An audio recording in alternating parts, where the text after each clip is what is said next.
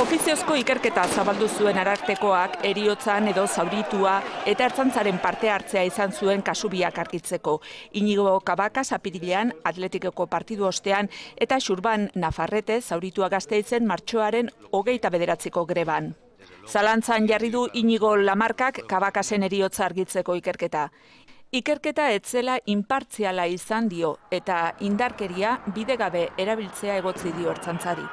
Erabilezen materiala egoerara etzela egokitu, ez beharrei eta ez da proportzionaltasunari. Arartekoaren arabera, herrizaingo sailak ez dio behar bezala azaldu gomazko piloten erabilera.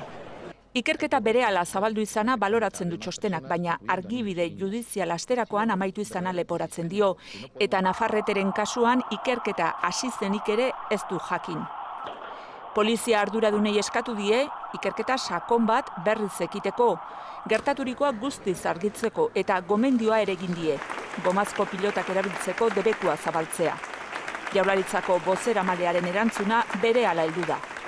Errespetatzen dugu, eurak naiz eta konpetentzia ez eduki sartu dira investigazio horretan, Auzitegien ondorioa dela garrantzitsua dio. auzitegietan erabakiko dena,